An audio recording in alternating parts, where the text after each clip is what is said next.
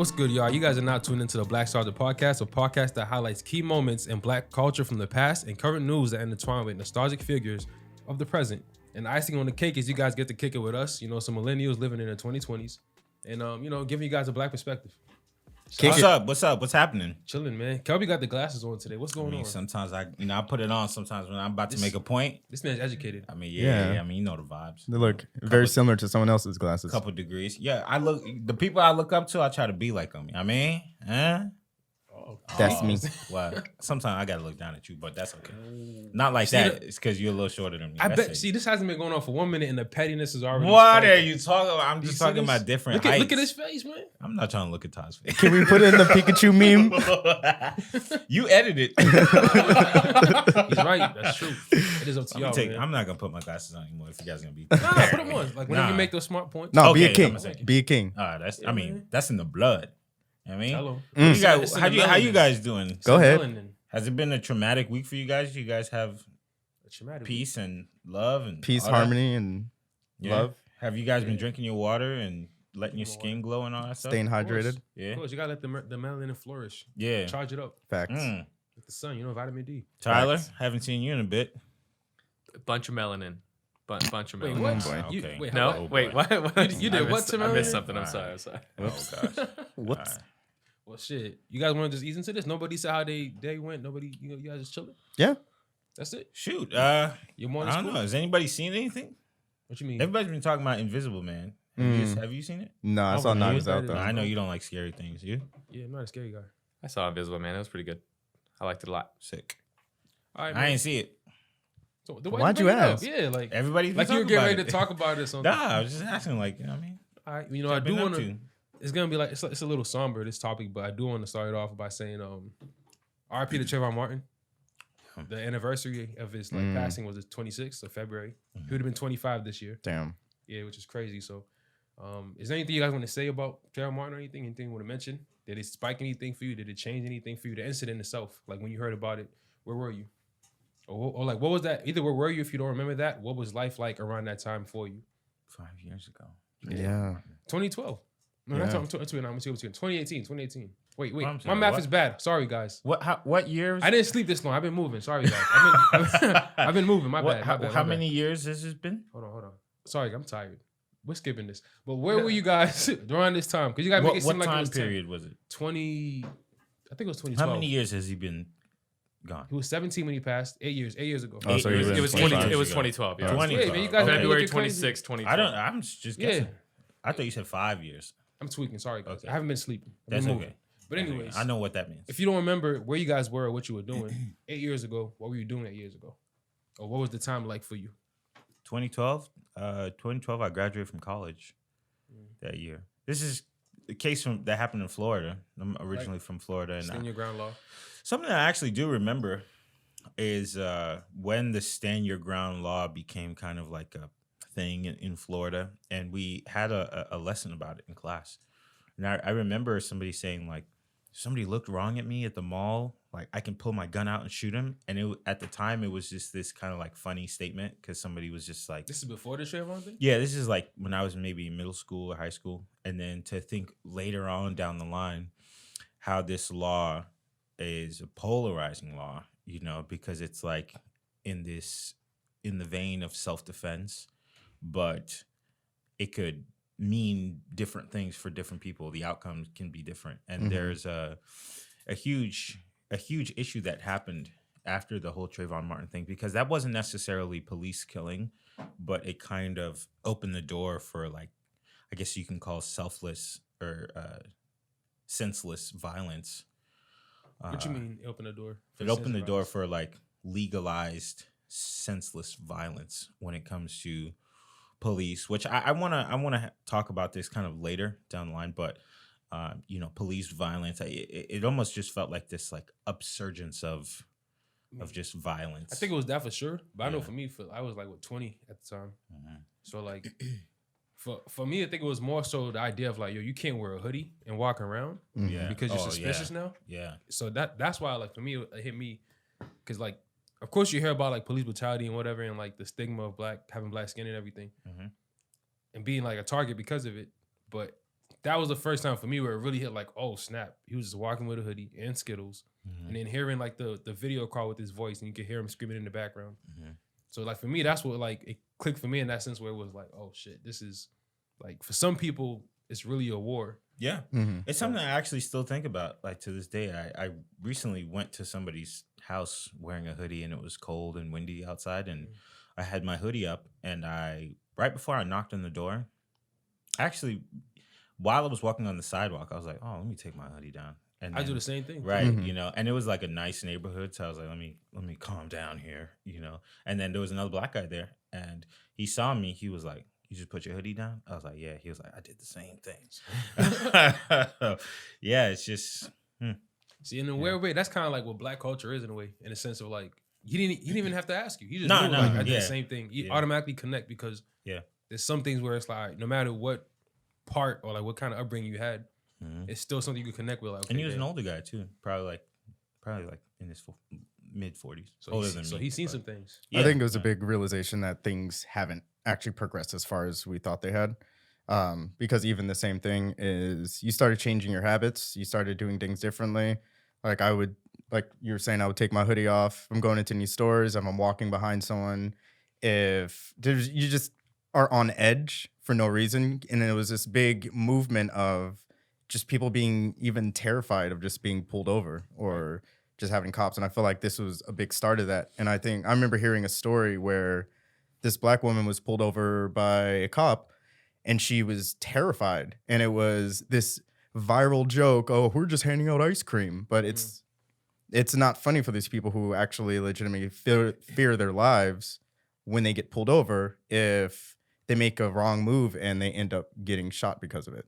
And so it really, I think it changed the framework for a lot of black people in America because it was this terrifying, frightful thing. That's big facts. Yeah. So, you know, just to talk, to end that off, R.I.P. to Trayvon. Facts. Yeah, and to his mom, keep your head up as well. And let's go to something lighter though, because this one is kind of dark. Please. No, but it's right off the bat. Yeah. Listen, mate, there's no winning with y'all, man. What? Open it up and just punch us in the face. No, listen. Wait, so when would be a good time to put it? No. Never? Like, what you know what? No. We'll talk about this in post-production. Nah, man, listen. No, man. you good. You good. Yeah. No, it's good. It's good to recognize you that. did it good, King. But after last time, you know, when I shift gears too abruptly for y'all, you guys just couldn't handle the speed. You guys couldn't handle the speed that time. Don't put it that way. Y'all couldn't handle the speed, man. Don't state it that way. All right, fine. Don't state it that way. Oh man, pause. So like, anyways, that's not even. Continue. That's not what you were saying. No. Oh, okay. All right, I can handle speeds. Anyways, so just to lighten this up though, even though she's not black. Oh boy.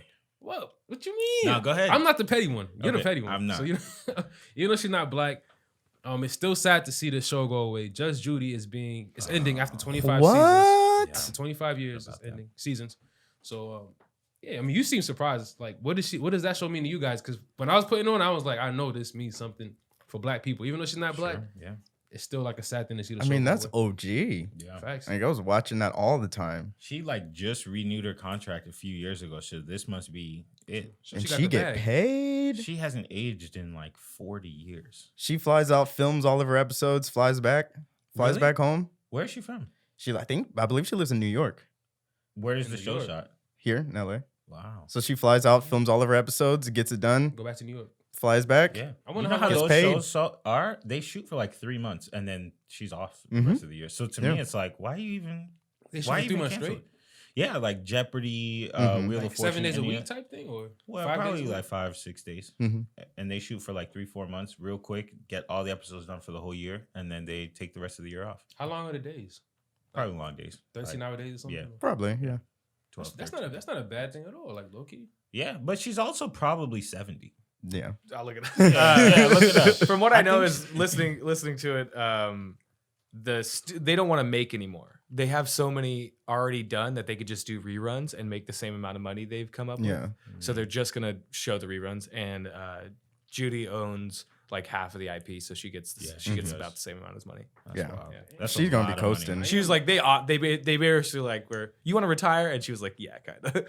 So I get it. Yeah, I get it. I mean, and she's a big part of stay-at-home culture. Mm-hmm. You know, Yes. if the moment you fake that sickness and you get to stay home.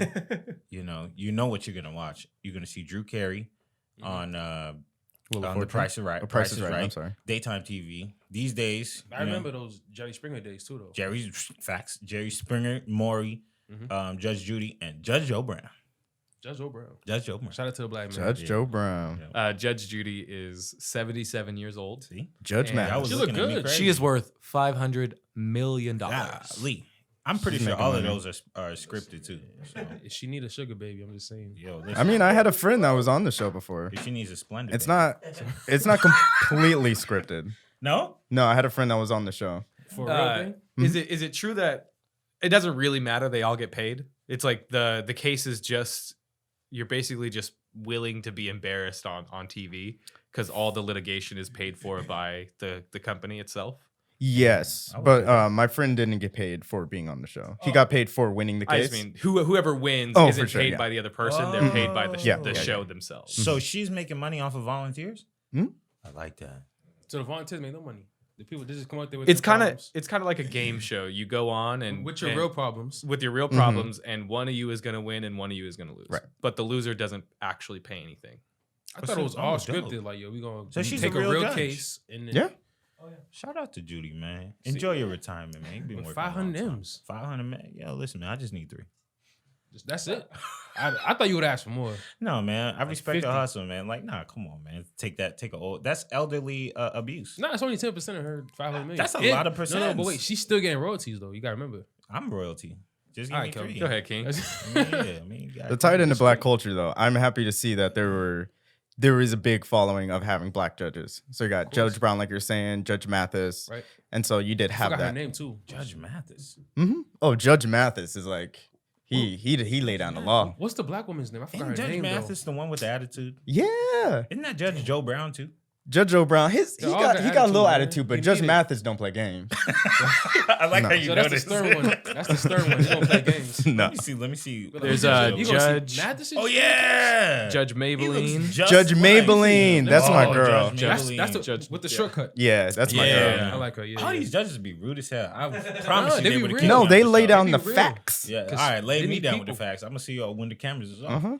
Except for not like that, but I mean when they be mean, like Oh, you mean okay? yeah, When he's like smart when, ass. when they're like, you need to shut up and all that stuff. I mean, tell me that one more time. But One Judge more Mathis time, be my like guy. on the side making fun of you, Yeah. but sitting there cracking up. Like, so you. I didn't know it was real cases though. That's the funny part. I thought it was real scripted. cases, fake people. Because Yeah. I had a friend who was on one of those shows and he was like, they pretty much just told him the case before and he had to just go fake it. You know, that's like I moved to LA, first acting gig 101 type of thing. You know, so I guess Judge Judy, shout out to her for being wonder a real thing. If it's you know? not good, they don't put it out. Is that the case? Like if the acting wasn't good, and would they be like, "All right, throw this away. This is not." No, I'm sure they would put it out. I mean, they spent the money on it. I'm sure they edit it, Shit. shortened down. Yeah, make it look better. When you have those really, really short cases in there, I'm sure it just wasn't entertaining enough. So they just edit it down, cut it out, and then have another one. Damn. Shout out to the judges, man. Yeah. We do need a judge in this next topic though. Oh, Tell me Lord. about it. No, listen, That's a good transition one. Do you? I'm growing. You know, I'm Yeah. learning. You know, Transition poppy. I'm growing. I gotta practice. I gotta practice my speaking and stuff. I see but, that. But Pete, Public Enemy. You guys care or know about Public Enemy? Yeah. Flava Flav was recently kicked out. He wasn't kicked out. I mean, Yeah, but that's what it says. boy. If he wasn't kicked out, what was it? I think they came to an amicable separation. I don't know. I'm gonna read this though. Let's see. No?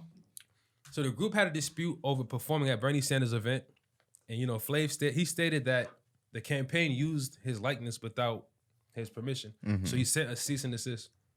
And then Flav hopped on Twitter and said to Chuck D, "You're destroying something we built over 35 years over politics. I'm disappointed in you and your decisions right now." And Chuck D basically told him like, "Yo, listen, your last straw was years ago. It's not over this." Yeah, so it was years ago. It's not over this.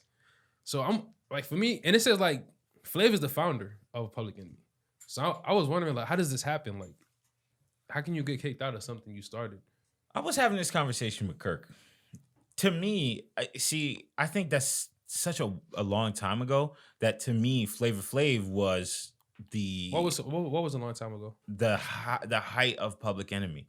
So to me, Flava Flav was the hype man of Public Enemy. I didn't know that he had hit songs and he was all this and all that. But if you ever asked me, I would be like, yeah, Flava Flav, you know.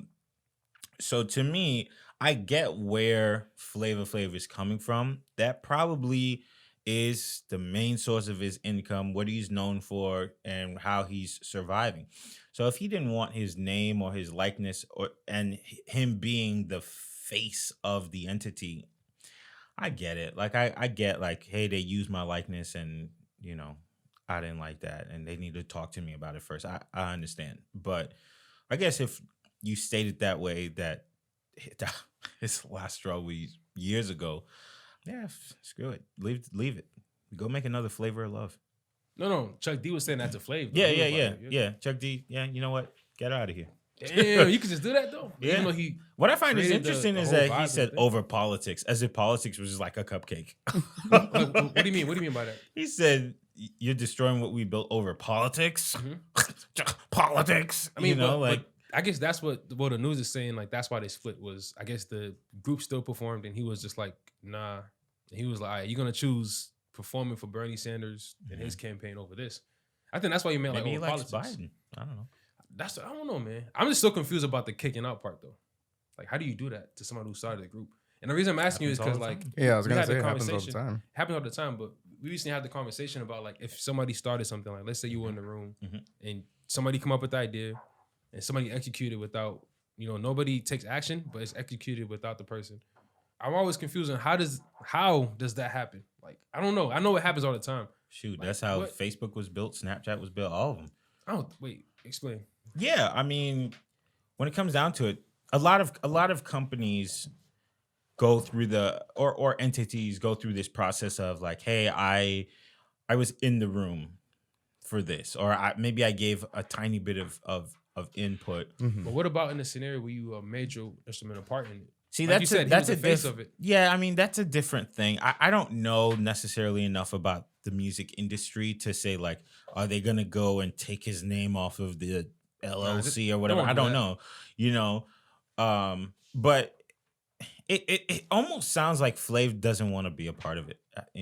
Either way, Like, not to stay too long on this, but take flavor of this scenario out of it. Just the idea of like kicking somebody out of something they started. oh well. Like, how do you say it like nonchalantly? Like, oh well. Yeah, I I mean don't the know. thing is I like, wouldn't go. just because you started something doesn't mean that like you have to stay a part of it. And especially in the true, entertainment industry, everything like- is kind of Yeah, everything changes so quickly. yeah, And yeah. Thanks Things for your happen. service. I don't know, man. No, be I gone. would have to put up a fight unless it was like an amicable split. But if it's like a public fight, nah. I honestly Gotta be don't even more. feel like they fight. I feel like they separated. You and think then it's they- old man beef? Yeah, barely. Like honestly don't feel like there's any beef here. I feel like he was like, all right, you out of the group, and then he was just like, all right, I'll see you later, and that's it. My mic is finagling. Uh-oh. So I can tell you guys don't really care about this public enemy topic. Flav is cool. I got your back, bro. he can do another What it- season of Flavor of Yeah, Love. he could do Nah. anything. He's the most That's- famous one of the group. I don't know if I want to see another Flavor of Love. Only Yeah, but- because it made us look crazy on TV. It Low made key. Flav look crazy. On Right. Yeah, but it was like a bunch of black women on there, and I was just like, damn, this how we looking? Hey, that's what they like to do. Oh, jeez Louise. If that's what they- gotta But cut in- that out. I We mean- gotta cut that out. But Why? in That's what we like to retrospect, do. that's what those shows do. Yeah, like that- look at The like, Bachelor, look They at signed any up for dating that. show. They signed up for it, so that's what they want to do. So That's let facts, them do it. but like, You can't. You trying to say you want to part right control here. women's bodies? nah. Wait, how did you get there? Like what? Nah, I meant more so like that show. Like I be looking at some of the like clips on YouTube. I used to watch them. And I used to be like, damn, like you look at The Bachelor and all that. Yeah, they fight and they have all this other stuff. But just seeing that on the screen, I was just like, I don't know, man. You remember Bad Girls Club? I never watched it. Like what was that? It was girls doing bad things. That's it. Like, wait, Yeah. Yeah. Tar's doing like the little. What does that mean? What does that mean? Yeah. I mean, yeah. It was pretty messy. Did I miss something? Yeah. It's just. Is it black people? Is it black women? Oh, I seen that It's clip women. before. I Women seen of that. Oh, okay. I thought I was like Real World or some shit. Nah. Bad Girls Club.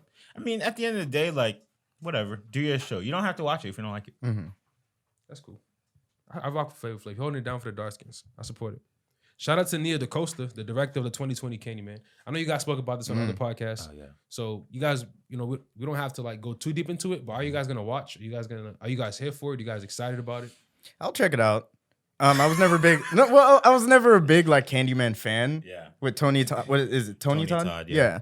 I like that actor. Tony Todd. But I was never like a horror guy, like a horror kid growing up, and I was never been a big fan of Candyman. But I like the fact that a lot more horror movies are becoming more black centric, and I think it's also taking place in Detroit, and so you have that feel of being in a neighborhood, urban environment. right? With and there's a lot of black leads in it, and what is the dude from Watchmen? What else was he in?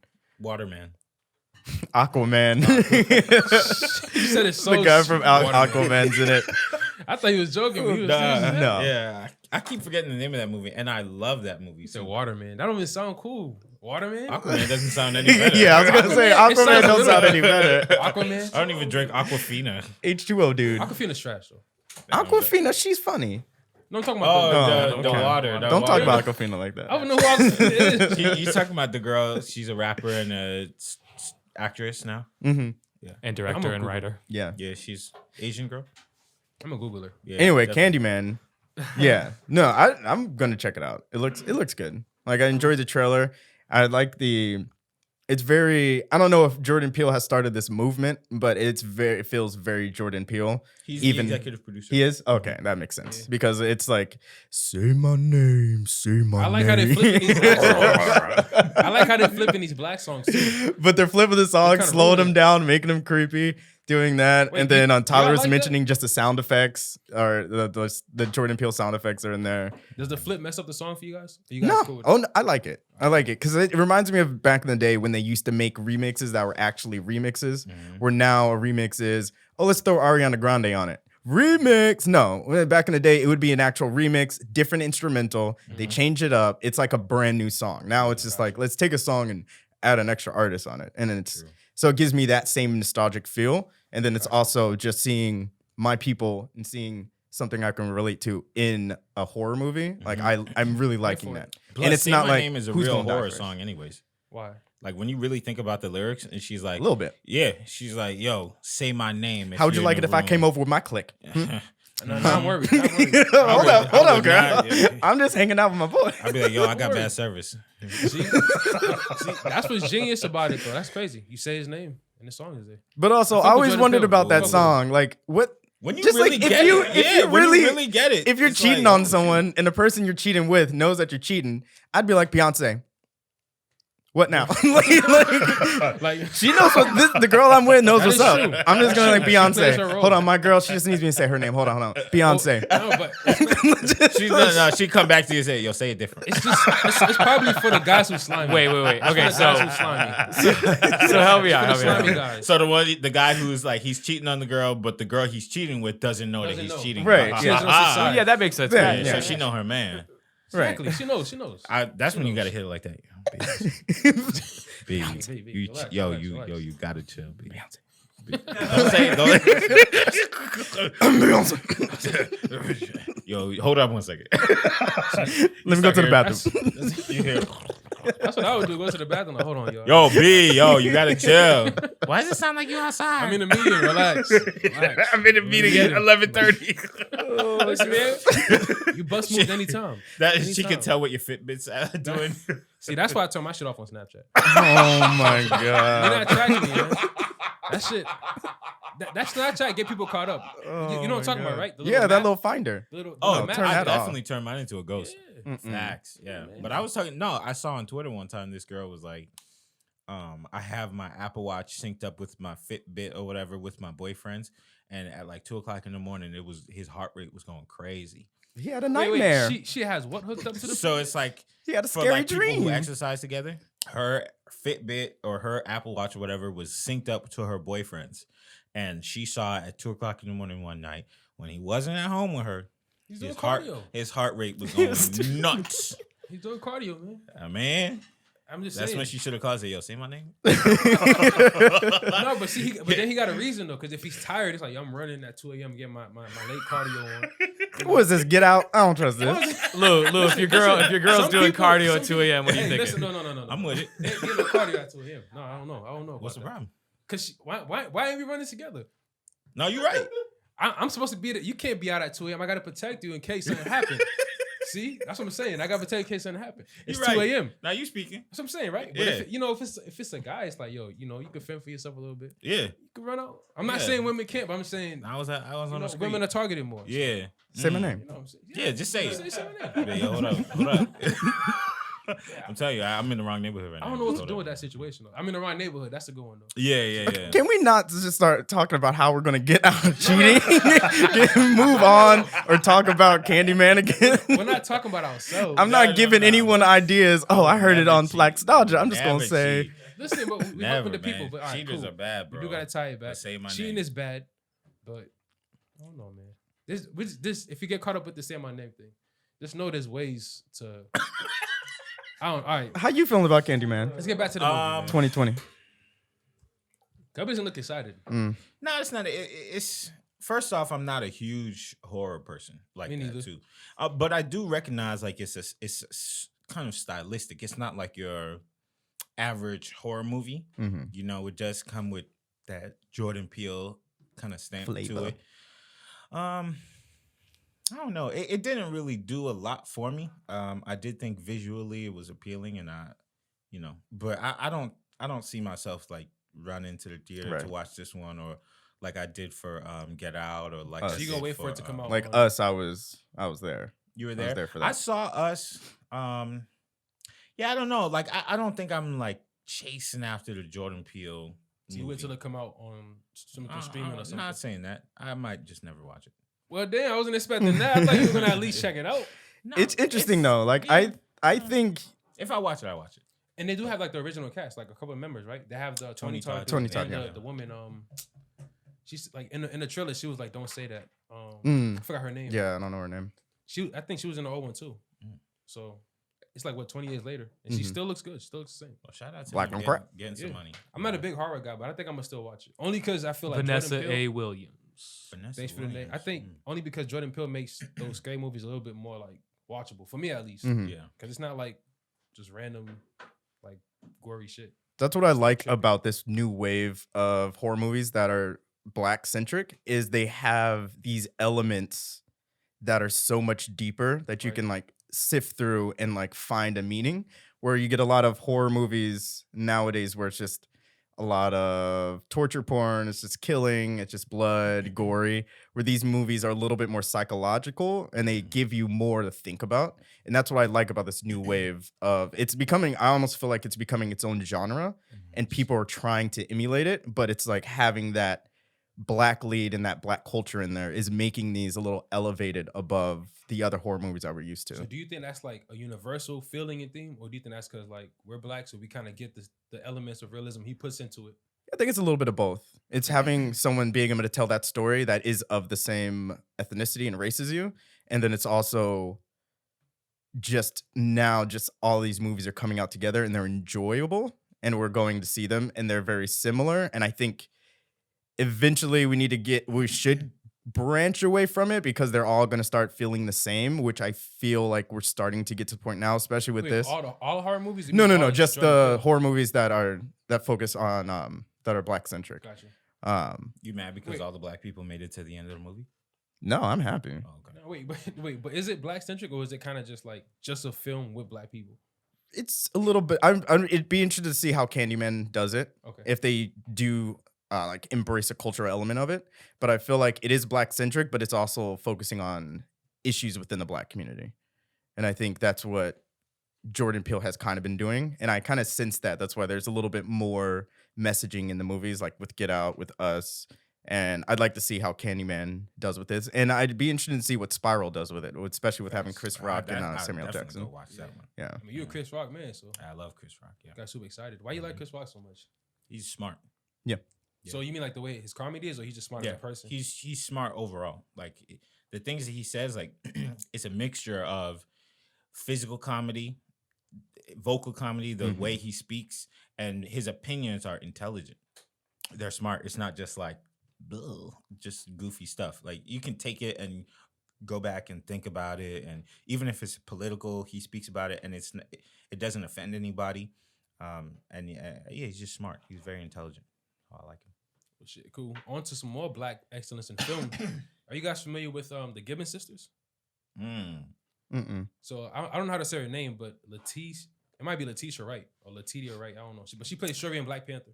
Oh yes, okay, right. yeah. Yeah, so she's slated to play the mysterious Gibbons Sisters in the Silent Twins film. So I'm gonna give you guys like a quick little summary because I had to look it up too. I never heard of these sisters. Okay. So the Gibson sisters are made up of June Gibbons and Jennifer Gibbons, and they're identical twins who grew up in Wales. Like I think it's England. Yeah. It might be Yeah. Wales. It might be, but Australia got one too. I'm not sure where they're from, but they're black and they were born in Wales. And they become known as the Silent Twins once because they only communicated with each other, so they didn't speak to anybody else. Yeah, and they I formed know their the own story. language. So like, it was pretty crazy. Mm-hmm. So there've been cases of them being like, even though they were separated at different cells, they would go check on them, and they'll be like stuck in the same pose, like without even like nobody knows how it's happening. So they went on to do like a string of crimes, which landed them in like a mental institution. And they made a pact to never speak to anybody until one of them dies. And then eventually they agreed for one of them to take their own lives. Yeah. And the other one is like, she's out of the mental institution now. And she talks to people. But I don't know, when you get the chance, look deeper into the story, it's pretty crazy. But I do think it's dope to see like Shuri going to play other roles. Because I feel like, I don't know much about the film world. I'm Letitia, sorry, you're right. I don't know much about the film world. But I felt like she probably would have been typecasted after playing Shuri. Because she's like, that was her first look. So I figured they would have probably been like, you're going to play this and then Black Panther and then this lane. So it's good to see her play kind of like that horror, thriller edge film. And I'm interested to see how they're going to make her play both roles because they're twin sisters. So how does that happen in like the film world? As Like, far as what, like the technicals that? Yeah, the technicals of it. Like, is it just green screen having both of them at the same time? Like, when she's playing, she'll stand here where at her mark at a green screen and then stand here again? Or is it like... I think in these days, you actually probably don't even need to shoot it with green screen. Yeah. So how does it work like, for the same person to play two different people in one scene? It's a lot of... No, go ahead. They pretty much like reshoot it. Like if you think about even back to the Facebook movie where that one guy is playing Armie Hammer. Armie Hammer, he's playing the twins. Yeah, I mean, or they could have another actor there, and then they could pretty much put your face on the other actor. There's a lot of CGI? different options. The way of CGI? Or? Yeah. Because that's what they did with deep fake technology. That's what they did with the Armie Hammer. Is they had another actor, similar build, similar shape, and they just digitally imposed his face on the character, which was really interesting because for that one specifically, they had another actor kind of play, and they had to go to a camp where they learned how to be twins. And they had to like focus on each other's focus each other's mannerisms. They had to be able to copy each other and be able to do things without looking at each other. For this, I feel like it's a different situation. If she's going to be playing herself, which I feel like it might be easier for them to cast somebody else to have that and digitally impose a face, especially with how easy CGI is coming nowadays, minus certain companies getting close. But it's really good. I think they could easily pull it off with that. Yeah. Especially with this story, because from what I've done the research about the same story, they were very, like you were saying, they're very similar, almost where it was just like identically doing the same things at the exact same time. Right. And so that'll be interesting to watch. And I think it might be easier to portray that with having someone physically there instead of her having to do it twice. Because then you could feed off of them or something. Right. Yeah. That makes sense. There's a lot of options. Even recently with Marlon Wayans, who did the Quince movie, or the movie where he had to play Quintuplets, I think. Something where he played like 5 different versions of pretty much himself. I've seen it. And for him, they did go back and re-record. So he didn't. It wasn't 5 different people. No, it was him each time, and then they just like framed it, so that there's enough space for him to come back and redo it and all that stuff. So there's a lot of options. It just kind of depends on how much time, how much money they have, all that kind of jazz. So I think it'll be interesting to check it out when it comes out. And it's a good look for her, because I think I'm not exactly sure how she would be typecast, almost because she's so kind of opposite of what Marvel characters are. She's kind of like not necessarily like Captain Marvel or In what way? Like, what do you mean? she's a not little like- bit more relatable. Like Look wise? look wise, yeah. Like you wouldn't necessarily throw her into the position of superhero or action hero Okay. instantly. So I think for her, it's a pivotal time in her career Exactly. to choose where she wants to go and what she wants to be. So this movie, sounds like she's gonna be acting her butt off. So it might be important, to check this movie out in the next few that she does. Yeah.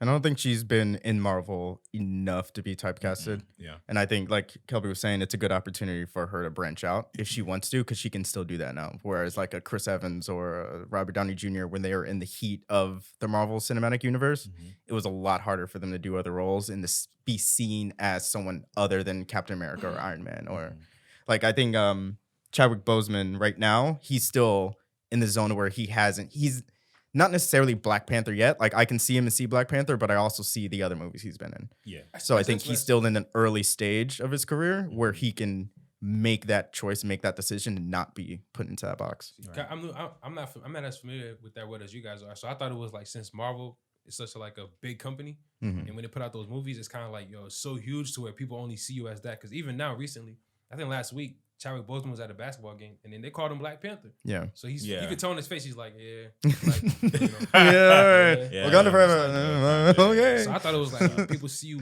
on this big platform one time, and they're like, oh, you're. Yeah. I think that could be that for the general public, but I mean, if you really think about it, what's the name of the girl who plays Black Widow? Scarlett Johansson. Scarlett Johansson was in like 3 or 4 other movies last year, and she still gets that. She still gets the opportunity to be everything but Black. Yeah. Black Widow. Black Widow. So I think it just kind of depends, like, on what you do. Because even Robert Downey Jr., we see him as Iron Man, and then he can go off and do Sherlock and all these other things, and it only takes. You laugh at oh man.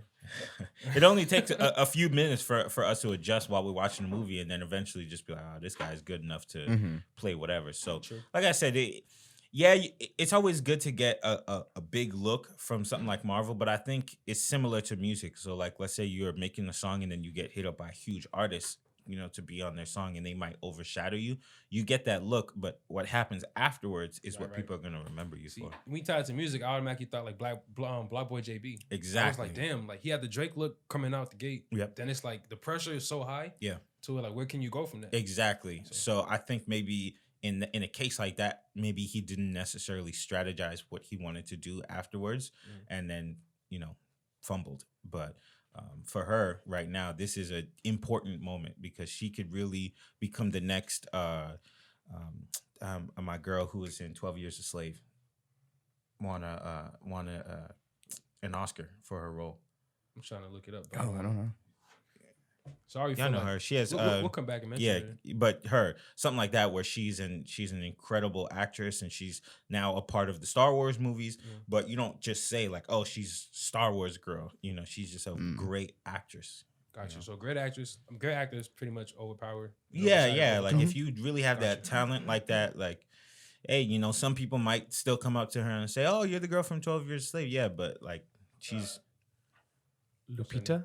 Oh, yeah, Lupita Nyong'o. Yeah, Oh, that's my girl. I'm so mad I didn't know that. Yeah, she's great. I'm sorry, Lupita. I even saw her in Nonstop and like almost didn't recognize her. Yeah, and she was in Black Panther too. Yeah, exactly. And I think that just to close the statement, I know you want to move on, but I think they benefited from having Wakanda and having the accents and having their characters. Whereas now when I see Chadwick Boseman, if he's not doing the accent, it's a different character. Yeah, so I think they benefited from that. That's like when Idris Elba, playing in America all those years, and then we're like, yo, he's English? Then I saw Luther. I was like, hold up. It was like when I heard Forrest Whitaker in Black Panther, I was like, I'm never going to see him as anything else, man. Yeah, we got to cut his mic. Oh, no. Clip it. Oh, yeah, but yeah. Hold on. Forrest Whitaker, we respect you too, bro. He's chilling. Forrest Whitaker is cool. Forrest, my boy. One of the greats. I know Kelby's gonna flourish on this topic right here. Oh boy, Meg Thee Stallion. I don't know if you guys are familiar with her case, her contract. No, not her case, contract. I'm gonna give you guys like a little synopsis of it, right? So the alleged details coming from Pitchfork is that her recording contract was signed number 1 when she was 20. She's 25 now. Mm-hmm. And given that this isn't a started podcast, by the way, I don't want people to be like, yo, Meg Thee Stallion just came out, whatever. Her label owner is Carl Crawford, Crawford. former MLB star, and he has ties with Jay Prince. Even in a Pitchfork article, it was saying that Meg said that she's received threatening phone calls from both of them, both Carl and Jay Prince. Wait, what's going on? Why? Yeah. Because of the tell contract. story. So, all right, basically, her contract, it says she signed for $10,000. Basically, she signed a 360 deal, which means she gets a upfront fee, and then the label gets a percentage of everything she does thereafter. So her likeness, whatever her likeness is attached to, they get a percentage. So she got $10,000 with a 60-40 split between the label, and she gets 40%. And basically, they were saying that her label generated $7 million, and she was only like given 15. So which means it's definitely not her 40%. 15,000. 15,000. Sorry about that. Okay. She was given 15,000, which means she definitely wasn't giving her 40% of the 7 million. Right. So, and also, her Carl her is he like her manager or is he like the He label owns owner? 1501. But he doesn't manage her. No, she's managed by Rock Nation, I think. She's trying to be managed by Rock I Nation? believe she's Or she managed currently, by- but it's a new deal. So the court allowed her to be managed by Rock Nation? That's another issue. I believe she went over to Rock Nation without speaking to Carl Crawford and her people at 1501. But isn't that signed a something- management deal and then eventually was just like, oh, I'm managed by Rock Nation. But wouldn't And they were check like, that though? They would That's know the that. thing. I think she went behind their back. So, see, I mean, shit gets tricky. I think we should wait till it plays out. Yeah. But just to go back to it, Carl gets 30% of her touring income as well. So, given that's the 360, and he also gets 30% of everything like that she makes residuals on, which is endorsements. So, she's trying to get out of that deal. How long And is the contract for? I'm not sure how long it's for. It didn't say in Probably an Pitchfork. there's probably an album. Vice is reporting an hour ago that Megan Thee Stallion is now free to release new music. Wow. And that's one thing she was trying to do too. Like they're trying to stop her from releasing music, and she just basically won that court case that says she gets to release music. As far as how like what goes on later, we have to wait out and see how that plays out.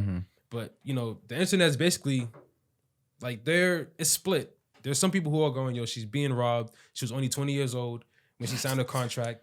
She's 25 now, X, Y, and Z. So like, how do you guys? I know Kelby's like definitely got like a definite like position on it, but this goes back to the business thing. It kind of give me like the feeling of Mason Diddy again, but this is kind of different.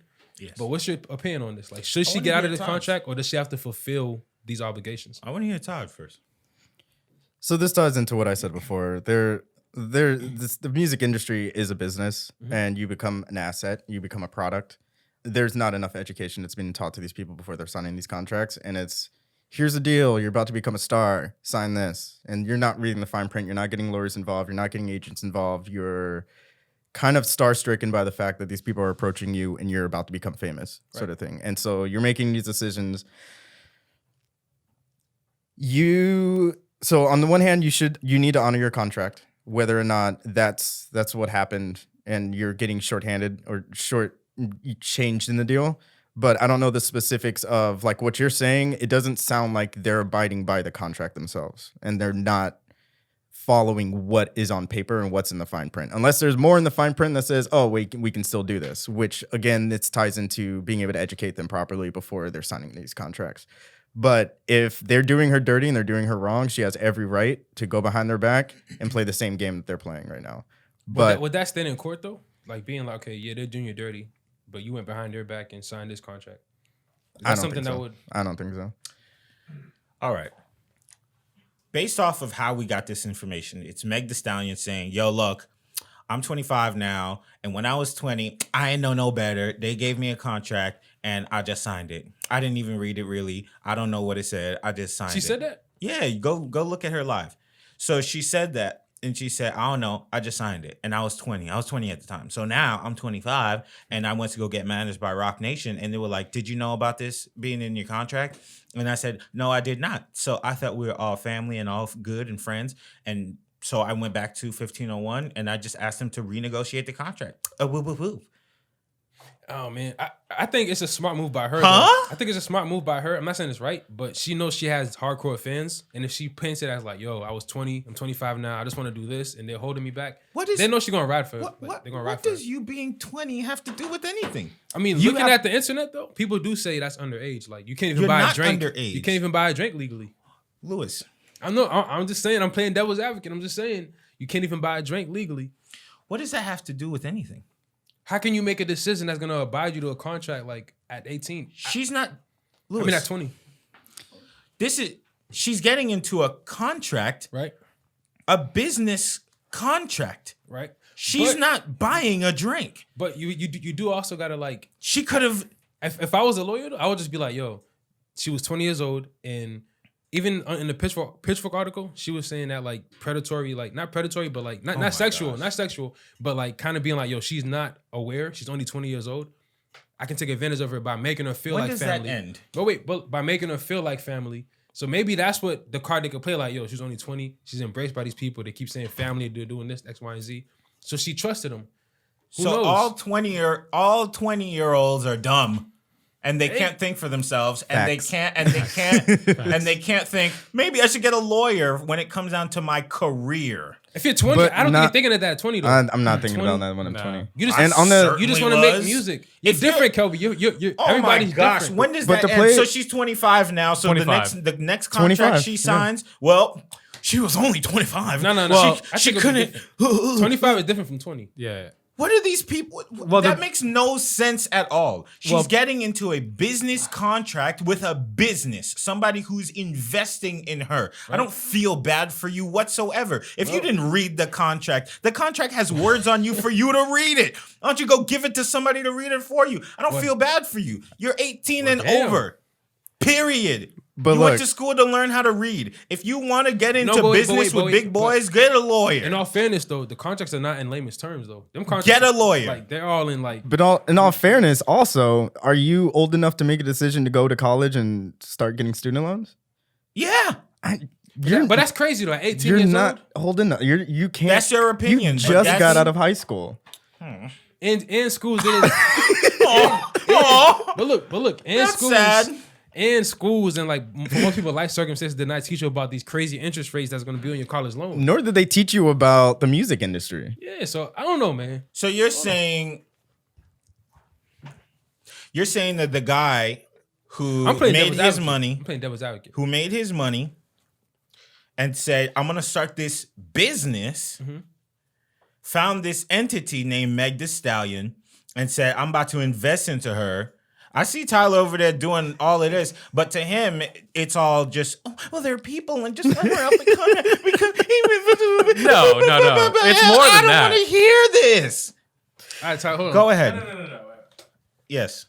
I agree with Todd.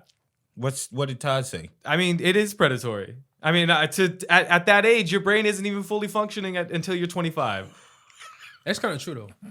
I mean, Kelby loves to refuse the idea that people are humans and that money affects us in different ways. But at 20 years old, when you don't have the money for a lawyer and you're being offered a huge sum of money, please. you're gonna do what the people you trust, because she did trust these people. She says that.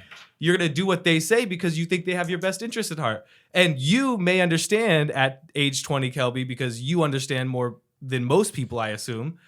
And you would have gotten a lawyer, but she didn't have that thought. You can't judge. You can't say that she's completely wrong for now understanding that she was wronged.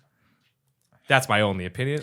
Here's the thing that I think is real nasty. Okay. She's 25 now. Right. Would you guys agree that at 25 she can make a choice? Yeah, 25. Yeah, right. Okay. So she goes to Rock Nation and they say, "Hey, did you know that such and such was in your contract?" And she goes, "Oh, no, I did not. Let me just go renegotiate it." Boo-hoo-hoo. Okay, Hold on a minute. It's simple, right? That sounds like she was doing what she needed to do when she realized that when she was told that something was wrong in her contract, she didn't immediately go, "Oh, they fucked me over. I'm dropping them. I'm coming to you." She goes, "I'm being wronged. Let's renegotiate so I can stay with who started me, who gave me my break." Here's what I think is real interesting based off of what she said. I think from 20 to 25, she just realized like, okay, oh, this is a bigger game than just rapping. There's my But- likeness involved. There's a whole Yeah, I see. and that's tied into it too. I'm sure if she had been in the music industry since she was 15, she could have made a better decision. And at her 20. mother, you guys are forgetting this. Her mother has been in the industry and was guiding her from the time when she was younger than 15. Her mother was a rapper. Her mother was in the game. So you're telling me that she has zero knowledge of anything. Are Okay, you hold on. kidding I me? didn't know all that. So, Okay, yeah, I didn't know either. look, here's the thing. So wait, We can so- feel bad for people all the time, but at the end of the day, when you jump into business with somebody, it's business. It's not about, oh, you're 20 and I feel bad for you. Yo, you got a contract. Read it. Period. Read it. And then also for her to say, well, they say they made me. I was Meg Thee Stallion before that. I was already doing my freestyles and blah, blah, blah. Well, then here's a thought for you, Meg. No, you weren't. No, you weren't. Hey, You hold weren't on. Meg the Stallion If Meg that we see all this- know. No, you weren't. I got love for Meg, so I like you too, but this statement is nuts. I was Meg before. No, you weren't. Somebody invested in you, and then they created the brand. I don't think of they created. They just put it on the platform to be seen. Fine. They didn't create. the person. They created the profitable brand No, of no, no, Meg no. Thee The Stallion. Profitable business. Brand is, I don't think they created her brand. I don't know. Because I feel like the Hot Girl Summer, that's part of her brand. I feel like she created that. All right. The whatever Girl Fall, she created. I feel like they just There's put a it on the thin pedestal. line though Between what? between who created what. Because But- if she didn't have that platform, would it be created? Probably later. We don't know that. It's Maybe. I don't think it's fair to be like, you would have never popped if never. I didn't think say it was that. just no, I'm not saying you said it. I'm saying like by that it leads people to think like, yo, if they didn't come, it would never happen. I think they were just like, yo, we got money. We're gonna put money to put you in front of people. Just do you. I feel like they don't have any part of the creative process. So how can you say you created a brand if you have no fingerprint in the fingerprint in like the building of it creatively? If you just threw money, that's not building it. Anybody with money could just be like, here's 100,000, here's 200,000, go do this. I feel like there's other ways. Like I don't know how instrumental they were. Like maybe he also paid for her to have a certain team around her, X, Y, and Z, and they're thinking Oh, forward. anybody could just do that. What do you mean? Anybody could just have a certain team around No, them like, and but- just get some money and No, invest into the business and make it profitable. That's It's fine. it's different between a good team though. Like if they're the ones creating things like the slogan "Hot Girl Summer" and then turning that into "Cold Girl Fall," whatever it is. All that is like you could have a team, but like if they're not creatively like tapped in enough to make the consumers of pop culture adopt and buy into it, I think that's different. So if the label didn't provide that for her, like if it was her and her people who came up and like they're doing all the creative stuff, that's not really building the brand. You just do money.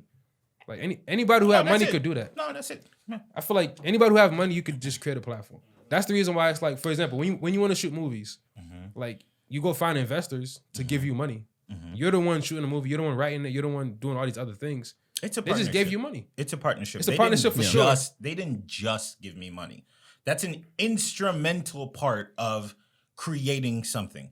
You can't do Explain. it for free. You can't do it for free. As creative as you are, you'll need tools to make your art. So like when you say they didn't just give you money, like what did they do? It's not just. The word just is saying that it's just such a minor thing, like whatever. No, it's They not a just minor gave me thing at $1 all. million, no, whatever. But that's the thing. reason why I But- say just is because money is abundant. Like not to say like well, not to say then- everybody has it.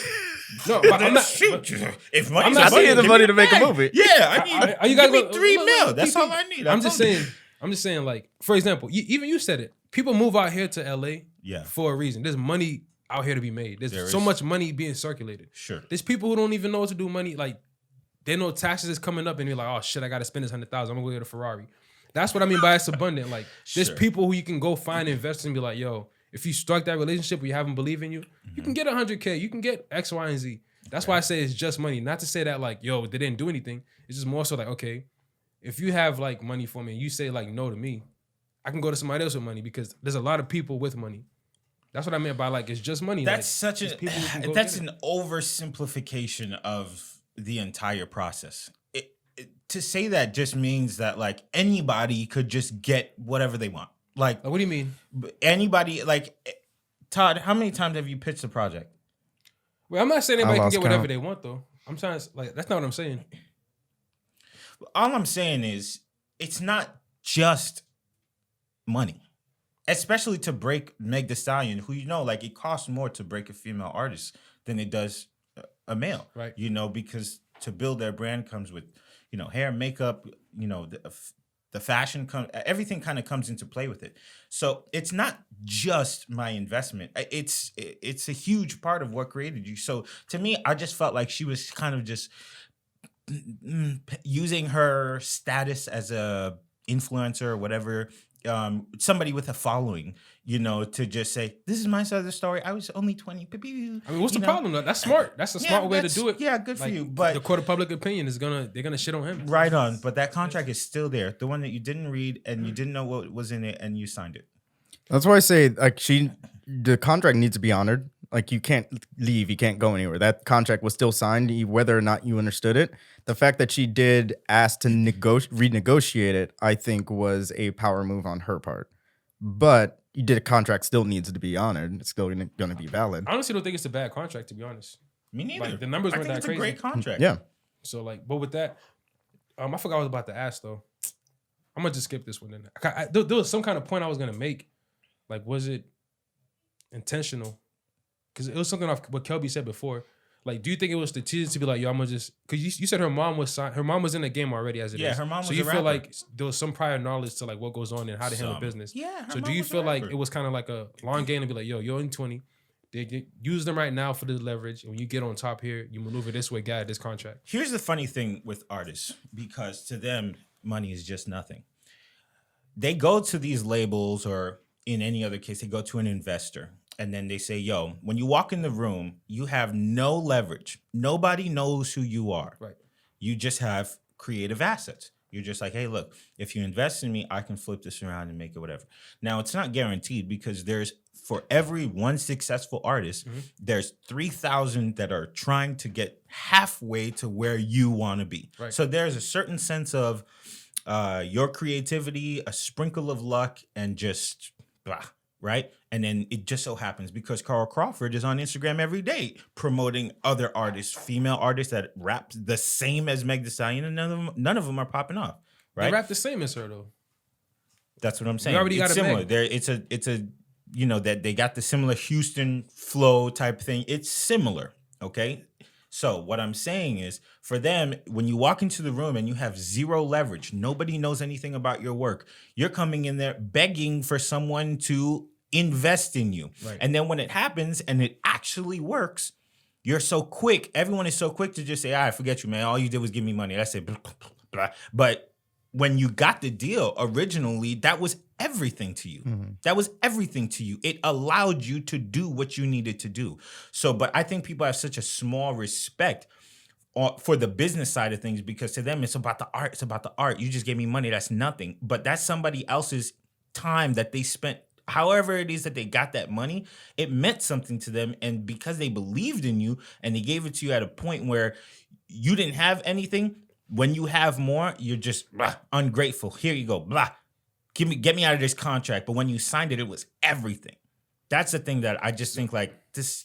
Ugh. I mean, that's very valid, but you don't think it's just her growing from 20 to 25 and going like, yo, there's actually a lot bigger of the pie that I was not explained.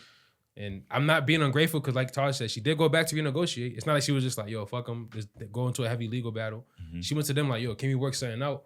I don't know what the details was of the renegotiation, but like, they said that they weren't down to renegotiate. I mean, of course, because like if you getting 60% of her royalties and you're getting 30% of every show she does, you don't want to negotiate. But at the same time, it's like maybe like what if I don't know the details, but what if she was like, yo, can you go from 30 to 15 on here, and when you go here, just do this?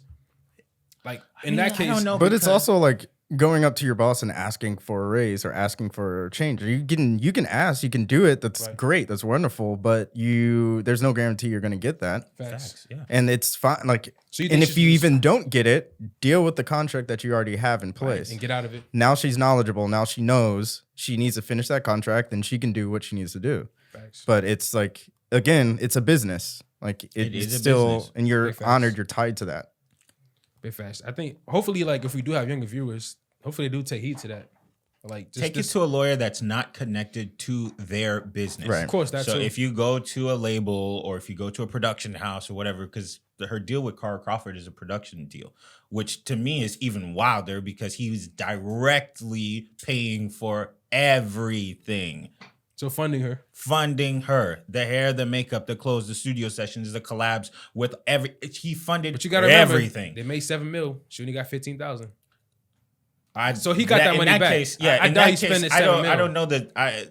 To me, that sounds wild. Like that sounds wild. 15 grand out of 7 million. That sounds insane. Yeah, there's some like with that. in that case, yes, like go to a lawyer and do something about that because we've seen this in the past with what's the group that after the whole career was done they got 50 grand.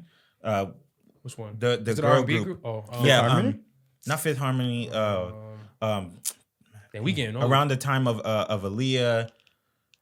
TLC. I think it was TLC. At the end of their career, they got 50 grand. To me, that's mind blowing. Yeah, it was TLC. Right. Because even if the label took most of your, let's call it streaming money, because that's what we are now, but like their sales money or something like that, you need to renegotiate. You need to negotiate that when you go out and do those tours. Like that percentage needs to come back. A large percentage needs to come back to you, the artist, because that's where you put your work in. You're going out there and performing and making your money in that case. And I understand. On the record label side, when they funded everything, they're selling records. So they get most of that money. I get it. But to say that she got 15 grand, that sounds wild for several reasons. Because to say that she got 15 grand out of 7 million, and then for her to go to Rock Nation just kind of airheaded about it, and then they have to tell her, don't you think she looked at her bank account and say, yo, I'm popping. I have like 3 hit songs. I only have $15,000. That makes no sense. Like it doesn't add up for someone else to be like, "Oh, you didn't notice?" Like that makes no sense. Clarifying I'm not question here: when she signed with them, was she given an overhead? Like was she given a certain amount of money up front? 10,000. Okay, so she was given 10,000. So total right now, it's looking like she made 25 grand total from this Over a entire 5-year over period. 5 over That sounds nuts. One, that sounds like a lie. That sounds nuts. As much as I'm behind the artist and making that just sounds like a lie, Yeah. especially because I'm sure she Pitchfork didn't handles give those money. details or like too much details into that. It just said like she signed for 10,000. Said she got 15,000. We don't know where else the money came from. Like that sounds nuts. Especially everybody They should probably know that gave her when a you get budget, an though. advance, when you get your advance, that 10 grand, it's a loan. It's not a real amount. It's a loan. So you do have to recoup on your Facts. deal. So I would imagine that typically they tell you can sign for these lower amounts because you have recoup way faster. less. You recoup faster, and then you make a larger percentage on the back end. So to me, it's like to say that you signed for such a small amount and then you Still haven't definitely, seen- that makes no sense. So that's you also said that it was a production deal, like so he was paying for everything up front before she made any money on top of it. Correct. Do you think there's any chance he could have spent anywhere near 40% of 5 million?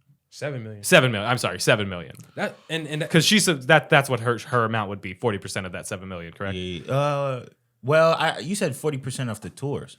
no 40% of like publishing, like so music off of money. Shoot. And that was generated from the 7 million is off of her music, the streaming and shit. So I wouldn't be surprised if he spent, I don't know, like 2 million. Yeah. I don't know, but this is what I was gonna ask you too, though. So like in the case, I mean, briefly to go, just to get off of this one, because it's connected to what Tyler just asked you. What do you think, like, if he made the money, like she fulfilled the duties in terms of like making him his money back because he invested in her X, Y, and Z. He made her back. He made her back his money 2 times over. Is that still a bad split? Is that still a negative? Because at that case, at that point, it's just more like, all right, I can make more money off of you, so you're staying here, as opposed to like y'all only put up 1 or 2 mil, you brought 7 back, fuck it, like go do your thing. If we're family, because he made his money back. It's not like she's leaving him high and dry. well, that's not how business works. I mean, but now at what point is it greed and then at what point is it It's like? never. It's I know that's not how It's a business works. contract. Facts, yeah, facts, but like sure. who wants I'm to just playing say devil's advocate just to talk. Like I who know wants to say like I spent 2 million, I got 5 back, and all right, we're family. Go off and go to Rock Nation. That doesn't even make any sense because Why he not? only invested in her so he can make as much as possible off of his investment. I think he can still renegotiate to make as much as possible out for his investment. Do you think it sends a bad signal to other artists that he may not be the person to work for, even if it turns out she's lying about some things, that the renegotiating thing, something that you should be striving to do constantly in any industry really, is making sure you're getting the best deal for both people, that he's unwilling in any way to renegotiate that at all? Do you think that sends a bad signal as a businessman? I think the bad signal comes from her flat out saying, I didn't read the contract. I don't know what was in it. And to me, it's like, I think it's fine. Every contract is made to be renegotiated. But when you come back in that vein of like, hey, these guys at Rock Nation who I didn't tell you about told me, you know, like, I don't know if you know, but when she makes a song, Carl Crawford or the executives at 1501 have to sign off every single song that goes out. They have to sign off. So she does have to inform them that she's going to get a different manager or something like that, because that deals with their investment, their business. Right. So from what it seems, I just see it as she did something shady and then found out something that maybe she didn't even agree with, but she just didn't like. And because clearly everything has been going pretty good so far until somebody else say, yo, you might want to look at this. And all of a sudden, oh, I need to renegotiate right now. But maybe the terms, they didn't even come to the terms of what the contract was. So the timing may just be like, you know. I feel like it could be strategic too, though. Because somebody did pull up on her old tweets from 2019. And they were like, yo, something about her contract. And she was like, yo, I know I'm good. I look, my paperwork is good. It's clean. I'll have nothing to worry about. That's because everything is all good when everything is all good. I feel like it could be that, or it could just be strategic to be like, yo, I know I did this, X, Y, and Z, but I can get out of this by doing this, Y, and Z. Because she's even saying that she feels that side leaked her mugshot, which was to like kind of defame her. So I feel like this probably 1501. Yeah, she's saying like they put it out. So I feel like this is something low key that's been going on behind the scenes for so long, and then she has like the leverage on social media to be like, you know what, I'm gonna have the public outcry. Have you guys like, you know, look bad here, and then like go to court and just have the court of public opinion sway my way. I feel like it's strategic. I don't feel like she's like, oh, she's playing that role, but I feel like it's all a team that's like, man, get out of that 360. You can level up and do more because now you own X, Y, and Z. Yeah, I mean, that goes back to like being an artist. Somebody's invested in you. Now you blew up, and then you just been like, cool, bye. You know, like I did what I needed to do. So long. Like, forget you, you know, and I don't know. But I agree with y'all, though. Yeah, I don't know. Fulfill the contract, like, you know, get it over with. I mean, you did sign it, so, I mean, let's just see how this shit play out. So let's slide over to, like, a little petty time, which is Kelby's natural state. What happened, Tyler? I just feel like that could have been the intro to Petty Time. No, it was. But that's why I put it last. But I feel like I should have put, I'll talk about it after. But anyways, you guys seen an open meme with her falling? It's not a meme, but she was, like, on stage talking. What? I talk pretty fast. Did you guys see? I'm gonna try to talk slower like Kelby. Did you guys see Oprah falling down on stage as she was talking? Oh, I didn't see it, but I saw on Instagram that she like fell. You didn't see the video? I didn't see the video. What? How did y'all not see this? Man, well, what about it? You're the one who didn't know what Love Is Blind was. Old people fall. Wait, that's different. Love Is Blind is different. I really don't know. I feel attacked. But all right, this is like an edited version. But like somebody edited somebody Kobe. made it to a song? Nah, somebody edited Kobe like crossing her up and she falling. So, like, and the reason why I brought up at the Petty Time is because, you know, 50 Cent was the biggest person to like make the joke, but he was like Michael Jackson tripped her on his Instagram. So like I thought you guys saw it to be like, yo, you know, just to be petty. And people put Kobe and Michael because, you know, like the whole documentaries, like Oprah and Gayle are doing those documentaries. Yeah. I'm surprised you didn't see it. I didn't see it. Yeah. I just saw like she said, "Oh, I tripped," and that was it, and her leg was up. Like at first, the original video was funny, but then like whoever put Kobe like, how did she even fall like that? Well, sometimes you trip. Michelle fell off the stage once. Michelle, a Destiny's Child. Oh, I do respect Oprah for it though, because immediately after she fell, she was like wrong shoes. So like she kind of had a sense of humor about it. Oh my gosh! So like, no, that's what's up. She wasn't tripping. She handled it pretty well. And no, she was tripping. Oh, this man's quick. He's quick with it. Yeah, she was tripping low key, and she finished the rest of it with sneakers on. Okay, so, you know, I see you, girl. Switched her shoes. Oh, she ain't having an accident I guess it was really again. the wrong Wow, shoes. this was all just a Sly Yeezy advertisement. Damn. You think she'll work with Yeezy? I don't think so. I can't see Oprah and Yeezys. Yeah. I can't see Oprah and Yeezys. Wow. Looks like she's diving into the. And of course, my man 50 Cent got to make fun. 50 had to. I wanted. It's like with 50. I'm wondering, like, does he have a vendetta against, or is it just him being funny? Nah. Him being 50, him He being just, funny. yeah, he's like a troll. Like Yeah. he just loves. He did say he can't hate Oprah No, because he his can't. mom loves her. Yeah, No. I mean, Well, he loves even posts memes in the Tory, and Oh yeah, you know, had like to stop that 50's one. just like he's just mean. He's not mean. I like He's it. just He's my a different sense of favorite. humor. Yeah, I mean, I think you got to be really like forgiving of 50 Cent. But that's funny. Are you guys aware of like the picture? I mean, do you guys follow the Kardashians at all? No. I mean, I don't follow them, but somehow they just always end up on my feed somehow. But Yeah, I apparently, go saw it. through great lengths to avoid the Kardashians. it's hard to. No, How? How is it not hard to? Like, I don't go look for it and it just pops up. no, Like, no. Yeah, it popped up. My somewhere, search I don't know. algorithm knows. Stay My away. FBI agent knows. Damn. He's like, let's keep the Don't you hate Kardashians. It's that that the deep? FBI always knows what you're posting? They don't even give you a like. how do you know? They probably do give you like. You They don't even do. know. They be real. hitting me up. They got the burner account. That was see funny. They do got burner account for you. I'm like, Get a text message from unknown. That was fun. Yeah, funny. yeah, I you like mad this funny, guy. son. you didn't post today. What happened? You okay? You okay? You okay, bro? Good, my guy. I'm looking at you through the webcam and you're eating ice cream. Why you eating ice cream in bed, bro? You good? All right, cool. I Yo, just wanted to chill, check. Michael. Who's Michael? About the trip. The FBI guy. Oh, okay, okay. Yeah, you got to give him a name. You name yours Michael? Yeah, Mike. Miken? No, Mike. Just Mike. Mike seems too regular. Like, Yeah, I mean, they're typically regular dudes. I feel like my person would probably be Russian or something. Damn, you telling them a lot right now. I don't know, but I feel like the FBI agent is like Russian. Yeah, the It just FBI seems- is pretty much Russian now. You never know. You know, everybody's in cahoots.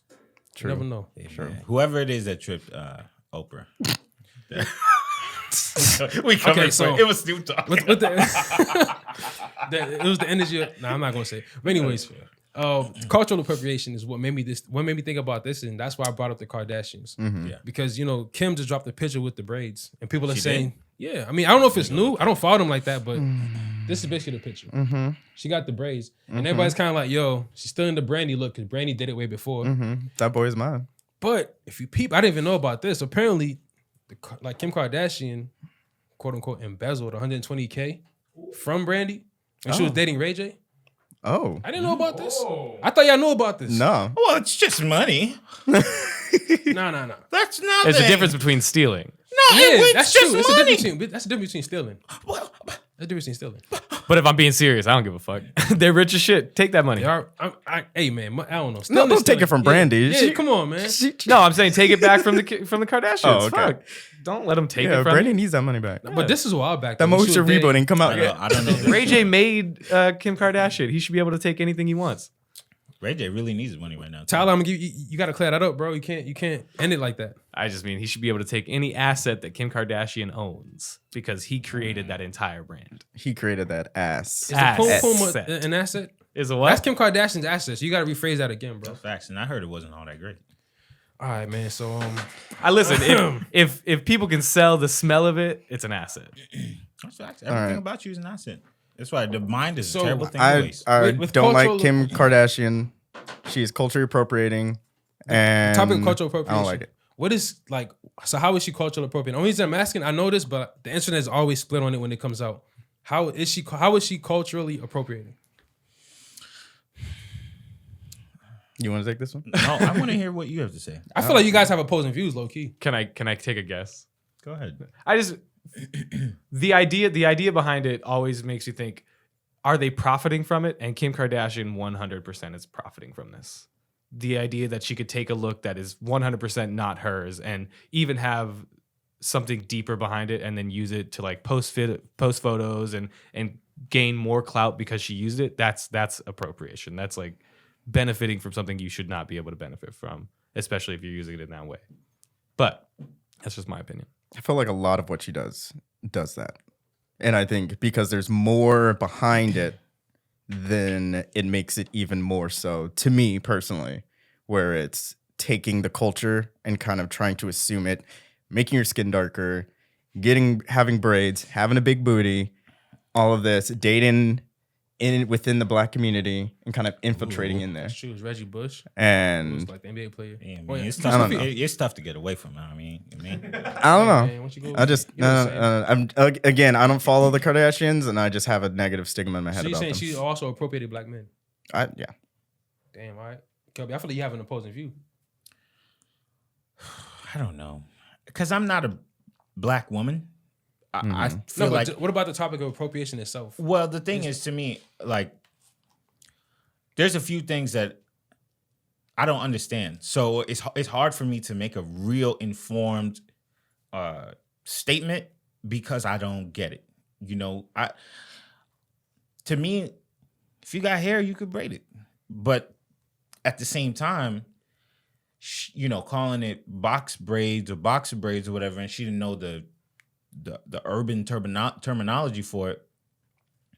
I don't know. Like, I guess so. I feel like- don't know, but I don't know. Like, to me, it's like if you got hair, It's a you can very, braid it, it's you a know? very thin line. Yeah, I don't know, but I then think at it's the within same the time, and then context. saying like big booties, like black girls ain't the only ones with big booties. Like, we're not the only people built thick. So but it's I like, think it's- it's get more so it. the Like, It's idea in of, like, combination I with get everything it, else. you know. But then the skin darkening, okay, like, all right, you probably shouldn't be darkening your skin and what. Nah, I don't know. I feel Like, like- I can't make an informed. I mean, it's thing, that, but I think you it's know? more so the idea of like the other side of it is people saying, yo, when we rock these looks or these things, it's negative. For example, like New York just Rocking passed a law. braids and butts. No, I'm talking about braids. But, Braids and butts. But we're talking about like in the topic of like braids, for example, like Yeah, New York just yeah. passed a law for black The hair women to law. actually wear natural hair. Like you could wear yeah. a fro, you could wear hair in braids because Yeah. it wasn't professional. Sure. But the Kardashians could do it. Then it's like giving a whole new like peach fuzzy look. I forgot what. But that's kind of a forgot little what bit celebrity different it was. because she can't rock a fro. No, but I mean, she did in that thing. she that, did? Like what magazine was she on? I want to say it was the one where she was portraying Aretha Franklin. She was laying Oh, down, she yeah. was? She Okay. froed her hair up, but most of the braids part, because a lot of black women, they say, yo, I can't even go to work with braids or cornrows. Not even cornrows, because that's has a negative connotation, I guess. But they're saying they can't even go to work with braids, but when the Kardashian do it, it's the new look. And I forgot what celebrity it was, but they dreaded their hair up, and then they made it sound all like peachy and fuzzy, like this new, I forgot what it was called, but they Here's the prettied it up thing. and gentrified it up. Here's the thing. So I think people just want people to pay homage. I don't think it's just more so like, hey, if you have hair braided, it's more so like, yo, put on black women if that's the case. If you're rocking the looks that they created or coined, like feed it back into it. Don't just take it in and have everybody be like the new Kim Kardashian look. Yeah. Kim Columbusing Kardashian, Columbusing So it, they want discovering credit. They it. want credit. See, to me, the way I see it, probably why I just, again, I'm not a black woman, and she's not taking anything from me, like when she does these things. But we live in a white world. We're only, what, 13% or 30%? Is it 13%? No, what you mean? We live in a white world. In America, Oh, okay, in okay, I'm about to America, say. like, you know, Americans don't really think beyond America. So when I say that, I'm thinking these 50 states. Mm-hmm. We have a small portion of the population. So even when we do it, so many people are not necessarily aware of it. What you know, mean? We're all over pop culture. That's fine. But like, let me give you an example. At my last job, there was a girl who she has naturally just kind of short hair. But then that night she went home and she put her weave in. When she came to work, my boss literally was just like, "Oh my gosh, like your hair grew so fast." Mm-hmm. And she was just like, "Yeah, I've just been, you know, eating my biotin gummies and drinking my water." And it just was like, he had no clue that she was rocking weave, you know? So when she turned to me and looked at me, I was just like, "Yeah, girl, your hair grew fast," right? Right. And then watch this. Literally the next week, she does hair. Like that was her thing. She was like, "I'm tired of this look." And she got like a bob look, like it was a wig. And then my boss, same guy, came in. He was just like, "Oh my gosh, you cut all that beautiful hair?" She was like, "Yeah, I got tired of it." And he was like, "You're so lucky that your hair gets to grow so fast and you get to just cut it and do whatever. Like that's amazing."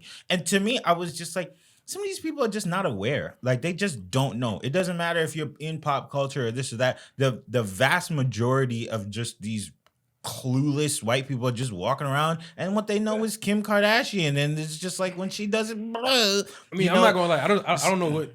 How does that connect? So what I'm saying is, what I'm saying is Educate yourself. No, yeah, but what I'm saying is like that's the reason why it blows up when Kim Kardashian does it, because when we do it, we're not taking up that much market space. The thing is not about blowing up though. It's more so about like credit. The credit, but that's what I'm saying. When like, it blows up. Yes, that what I'm saying is the reason why she's getting all the credit for it is because she's like appealing to that audience. So now that you're saying like she needs to give the credit to the people that rock it. Yeah, I guess so. But I mean, like, if she gets braids, what is she supposed to do on every single post? Say, hey, I'm rocking black people braids. Like, no, just pay homage. She could be like, yo, shout out to Brandy with the Brandy braids or whatever. Just some shit like that. Some little subtle shit. Okay, that's who, I don't know. That's odd. But I mean, even with that, I'd still be like, that's cultural appropriation. Stop. I don't know. To me, I don't really care. To play devil's advocate here, and I don't think this is what Kim Kardashian is doing. I need to say this. But to play devil's advocate, as a parent of a black child, should she be allowed to, or should she, if in the public eye, should she be allowed to do these things without repercussion because she's trying to show her half white kids that it is okay for them to express themselves as black children? Do you see like it could be that way at all? So what?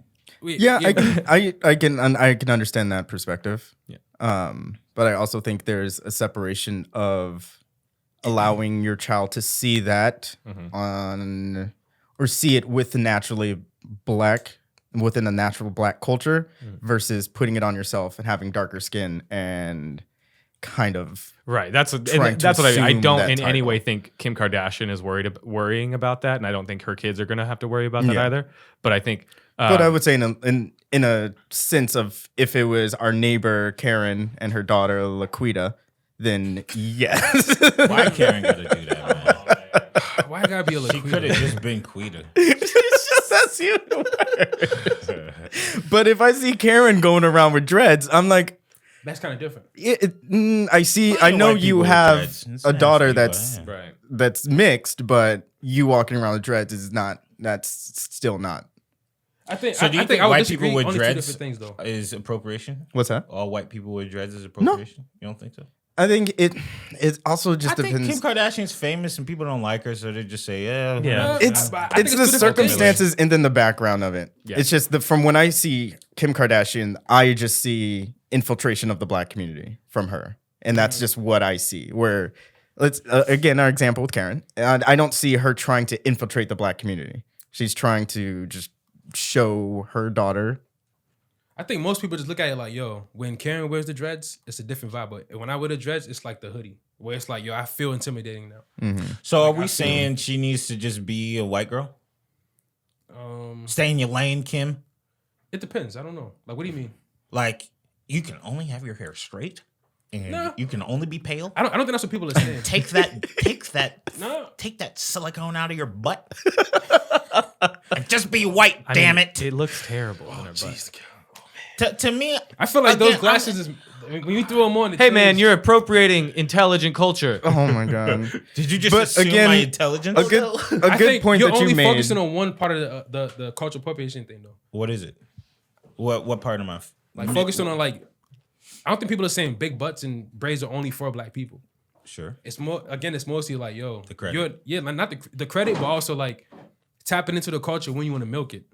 Mm-hmm. That's the thing. I don't think it's like, oh, big butts, take it off and here, do this. It's more like, yo, when you want to be black, it's cool. It's a costume for you. You throw it on. You throw on a look. After that, you wipe it off. You go. You're back to being Kim K. Mm-hmm. I think that's the issue people got. It's not more so like, oh, you can't rock this look.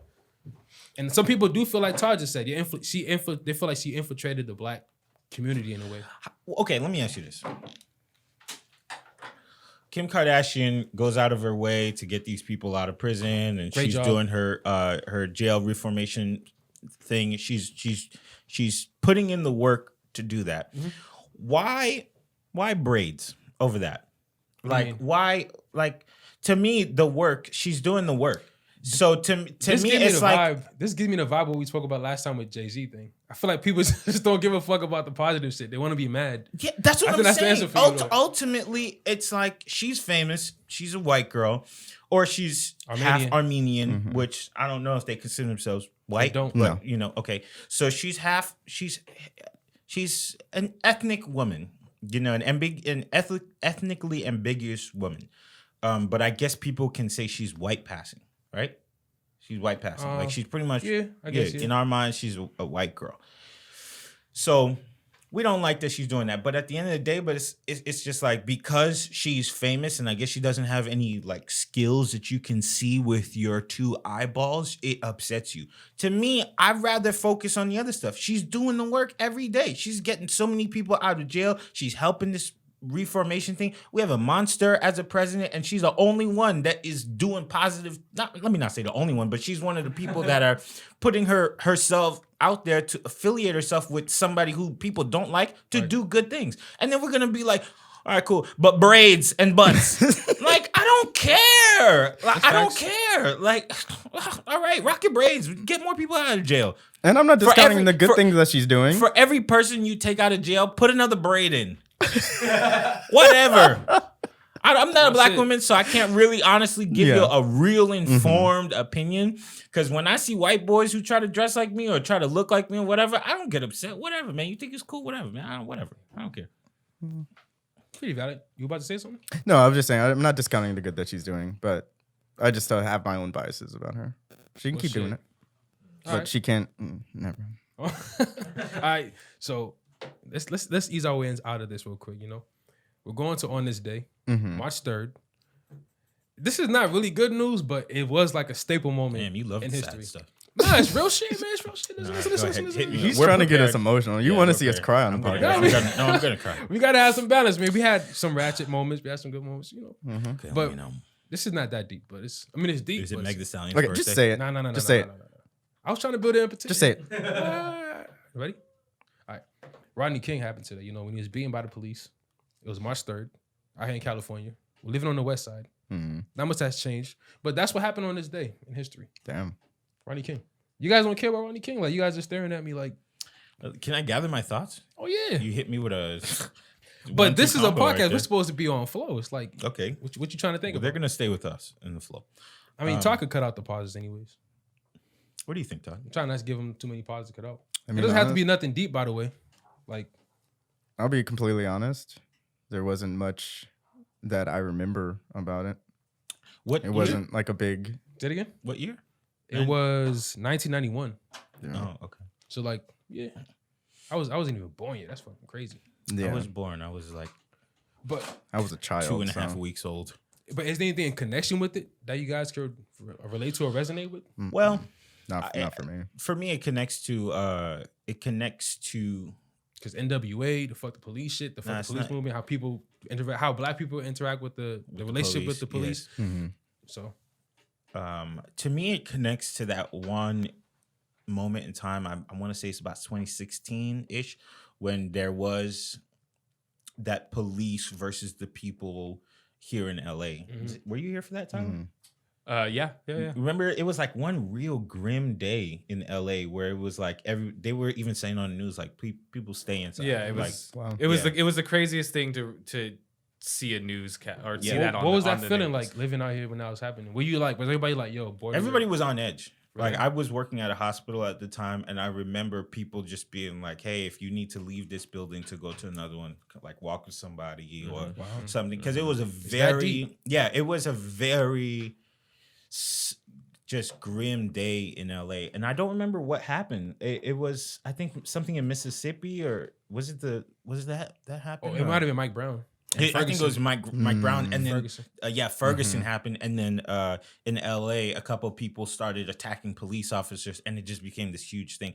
I mean, it's so weird that like it's not this day that people remember in recent times, but I remember that day where everybody was just like, "Whoa, there's like a war between people and the police," and I think about Rodney That's King. crazy too, because I always hear LAPD has like a pretty like wild history in terms of like the illegal shit they do, the shady shit they do. Yeah. So it must have been interesting around that time living out here to be like, yo, this officer like looking at me as an enemy. Oh yeah, like you really had to be on your P's and Q's. So I think about that. I did do some extended research about Rodney King a few years ago, and yeah, I mean it's a wild story, and to have it on camera, and I always think about like how he had to live afterwards.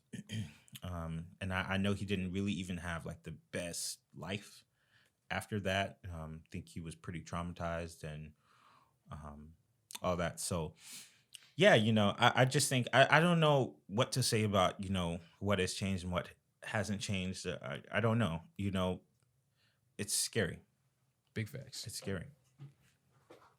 All right, we gotta wrap this up because I'm tired of kicking it with the listeners. Low key, I got other stuff to do. I like you guys. I got other stuff to do. I like y'all too, but it's like All it's 70 too of much you? time, man. Y'all lit, All man. 70.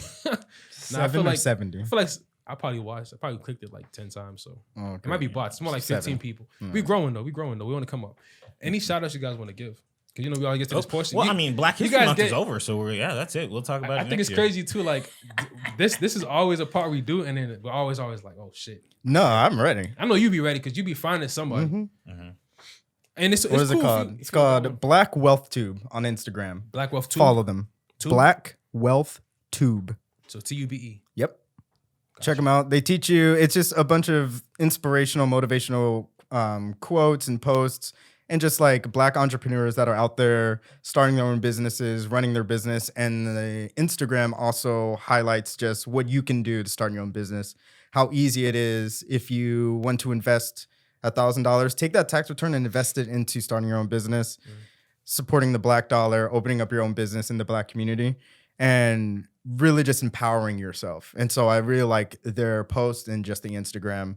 And it's also just motivational going there to see other Black entrepreneurs, having them highlighted and having them talked about, seeing what they're doing. I think this man just started he makes chocolate, and he's grossing a lot of money just starting his own business, making chocolate as a Black man. And so it's good to see those highlighted and kind of featured on the Instagram. And it's a different lane. Like he's showing other people too. Like, hey, I'm making money off of chocolate, Right, Not yeah. like music or whatever X, Y, and Z. Yeah. It's And chocolate. there's a lot of possibilities out there for entrepreneurship. And I feel like sometimes we don't know what the options are.